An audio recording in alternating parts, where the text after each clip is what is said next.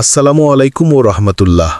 পারস্য উপসাগরের মুক্ত বাহরাইনের বুকে লুকিয়ে আছে এক সমৃদ্ধ ইতিহাস, যা ধারণ করে আছে দেশটির সবচেয়ে বড় এবং পুরনো সাংস্কৃতিক কেন্দ্র বাহরাইন জাতীয় জাদুঘর।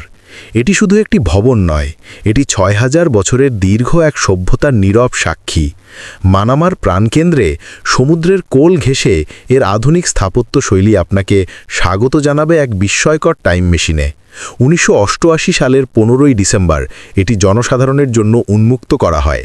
২৭,৮০০ বর্গমিটার এলাকা জুড়ে বিস্তৃত এই জাদুঘরটি এই অঞ্চলের প্রথম আধুনিক জাদুঘরগুলির মধ্যে একটি।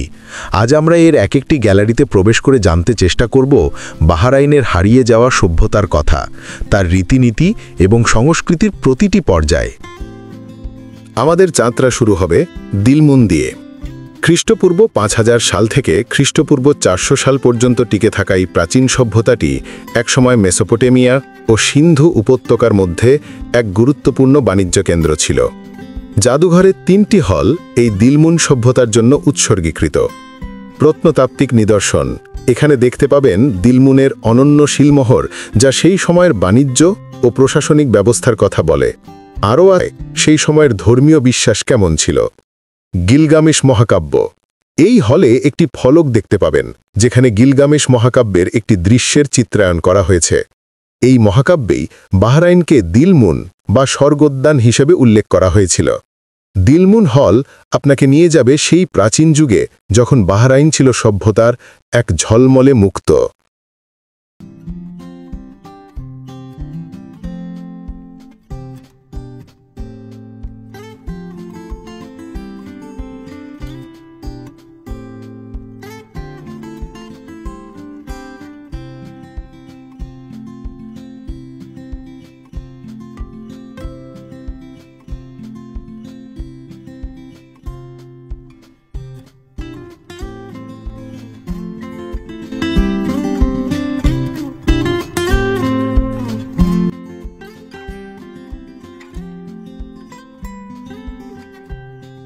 দিলমুনের পর বাহরাইনে আসে টাইলস বা টাইলস যুগ, যখন এটি হেলেনিস্টিক সভ্যতার অংশ ছিল। এই হলের প্রদর্শনীতে সেই সময়ের চকচকে মৃৎপাত্র, সুন্দর কাঁচের পাত্র এবং অলঙ্কারাদি দেখতে পাওয়া যায়। এরপর আসে বাহরাইনের ইতিহাসের সবচেয়ে গুরুত্বপূর্ণ অধ্যায়, ইসলামের আগমন। ইসলামিক সংগ্রহ এই অংশটি ৭ম শতাব্দী থেকে ১৮ শতক পর্যন্ত বাহরাইনের ইসলাম গ্রহণের ইতিহাস তুলে ধরে। এখানে খামিশ মসজিদের মতো দেশের প্রাচীনতম মসজিদের ইতিহাস, কাঠের বিম, সিরামিক এবং কাচের নিদর্শন রয়েছে। বিশেষ আকর্ষণ হিসেবে রয়েছে কুফি শিলালিপি এবং মধ্যযুগীয় ইসলামী পাণ্ডুলিপি। এই প্রদর্শনীগুলো আপনাকে দেখাবে কিভাবে ইসলাম বাহরাইনের জীবনযাত্রা, সংস্কৃতি ও স্থাপত্যকে প্রভাবিত করেছে। এই জাদুঘরে শুধু প্রাচীন প্রত্নতত্ত্বই নয়, এখানকার মানুষজনের রীতিনীতি ও ঐতিহ্য সুন্দরভাবে তুলে ধরা হয়েছে।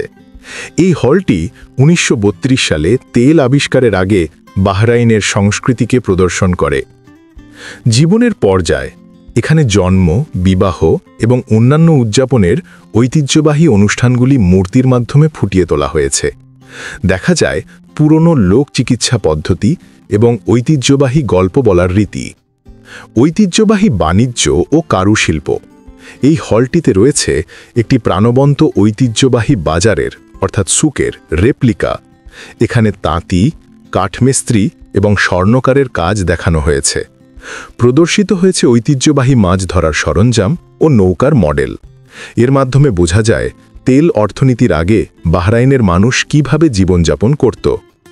পাণ্ডুলিপি ও দলিলপত্র গুরুত্বপূর্ণ সরকারি নথি, চুক্তি ও প্রাচীন মানচিত্রের প্রদর্শনী এই অঞ্চলের ইতিহাসের আরও গভীর অন্তর্দৃষ্টি প্রদান করে। ইতিহাসের পাশাপাশি জাদুঘরের আরেকটি গুরুত্বপূর্ণ অংশ হল প্রাকৃতিক ইতিহাসের হল। ১৯৯৩ সালে যুক্ত হওয়া এই হলটিতে বাহরাইনের প্রাকৃতিক পরিবেশকে ফুটিয়ে তোলা হয়েছে। জীববৈচিত্র্য এখানে পারস্য উপসাগরের সামুদ্রিক জীবন, স্থানীয় পাখি এবং মরুভূমির উদ্ভিদ ও প্রাণীজগতের নমুনা ও মডেল প্রদর্শিত হয়।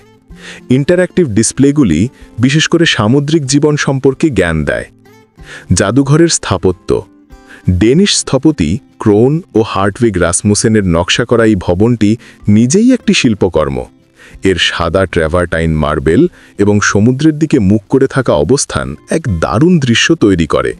ভবনের ভেতরে আলো ছায়ার খেলা এবং কেন্দ্রীয় ফয়ার এর সৌন্দর্য আরও বাড়িয়ে তোলে।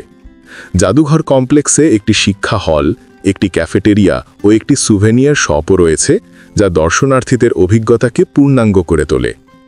বাহরাইন জাতীয় জাদুঘরের একটি বিশেষ আকর্ষণ হল মুহাররক দ্বীপের বু মাহের দুর্গে নৌকা ভ্রমণ। জাদুঘরের পাশ থেকেই এই নৌকাযাত্রা শুরু হয়, যা ইউনেস্কো ওয়ার্ল্ড হেরিটেজ পার্লিং ট্রেলের একটি অংশ। জাদুঘরের ঠিক পাশেই রয়েছে আধুনিক স্থাপত্যের আরেকটি নিদর্শন, বাহরাইন জাতীয় নাট্যশালা। এটি এই অঞ্চলের অন্যতম বৃহৎ থিয়েটার এবং এখানে বিশ্বমানের সাংস্কৃতিক অনুষ্ঠান আয়োজিত হয়। উপসংহার: বাহরাইন জাতীয় জাদুঘর শুধু একটি সংগ্রহশালা নয়, এটি একটি সেতু যা আপনাকে পারস্য উপসাগরের বুক চিরে ৬,০০০ বছরের অতীত ঐতিহ্যের সঙ্গে যুক্ত করে। দিলমুন সভ্যতার রহস্য থেকে শুরু করে আধুনিক বাহরাইনের জীবনযাত্রা পর্যন্ত এখানে সবকিছুই প্রাণবন্ত হয়ে ওঠে। যদি আপনি বাহরাইন ভ্রমণ করেন, তবে এই স্থানটি আপনার জন্য এক অমূল্য অভিজ্ঞতা হবে। বাহরাইনের ইতিহাস ও সংস্কৃতিকে জানতে হলে এই জাদুঘর দর্শন আপনার জন্য অনিবার্য। আল্লাহ হাফেজ।